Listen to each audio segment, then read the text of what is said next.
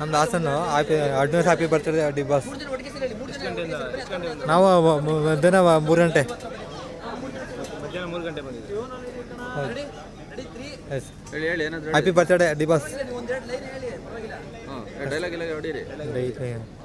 ಇದೆಷ್ಟು ಎಷ್ಟು ವರ್ಷ ಆಯಿತು ಅಚ್ಚೆ ಆಗಿ ಒಂದು 4 ವರ್ಷ ಆಯಿತು.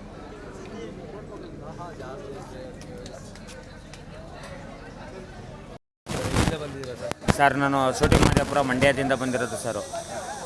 ನನ್ನ ಹೆಸರು ಭೋಗರಾಜ್ ಅಂದ್ಬಿಟ್ಟು ಸರು. ಅವರ ದೊಡ್ಡ ಅಭಿಮಾನಿ. ಅವರು ಬರ್ತಡೇಗೋಸ್ಕರನೇ ಬಂದಿ ಸರ್. ಎಷ್ಟಲ್ಲಿ ಮೀಟ್ ಮಾಡಿದ್ದಾರೆ ದರ್ಶನ್ ಸರ್? ಸರ್ ಈಗೊಂದು ಸ್ವಲ್ಪ ದಿವಸದಲ್ಲಿ ಎಲೆಕ್ಷನ್ ಬಂದಾಗ ಭೇಟಿ ಮಾಡಿದ್ದೆ ಸರು.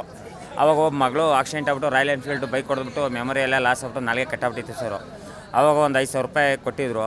ಇಲ್ಲೆಲ್ಲ ಇದು ಮಾಡೋಕ್ಕೆ ಹೋಗ್ಬೇಡ ಕಣಪ್ಪ, ಮನೆ ಹತ್ರ ಬಪ್ಪ ಅಂತಂದ್ರು ಸರು. ಅಷ್ಟು ತಂಟ ಹಾಸ್ಪಿಟ್ಲಲ್ಲೆಲ್ಲ ನಾನು ಇದು ಮಾಡ್ತಾಯಿದ್ದೆ ಸರು.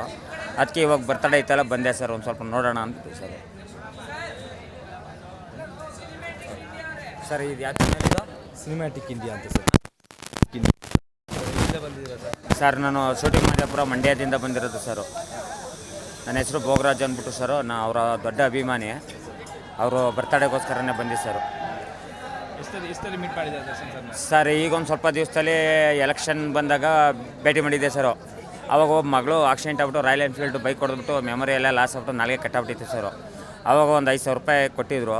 ಇಲ್ಲೆಲ್ಲ ಇದು ಮಾಡೋಕ್ಕೆ ಹೋಗ್ಬೇಡ ಕಣಪ್ಪ, ಮನೆ ಹತ್ರ ಬಪ್ಪ ಅಂತಂದ್ರು ಸರು. ಅಷ್ಟು ತಂಟ ಹಾಸ್ಪಿಟ್ಲಲ್ಲೆಲ್ಲ ನಾನು ಇದು ಮಾಡ್ತಾಯಿದ್ದೆ ಸರು.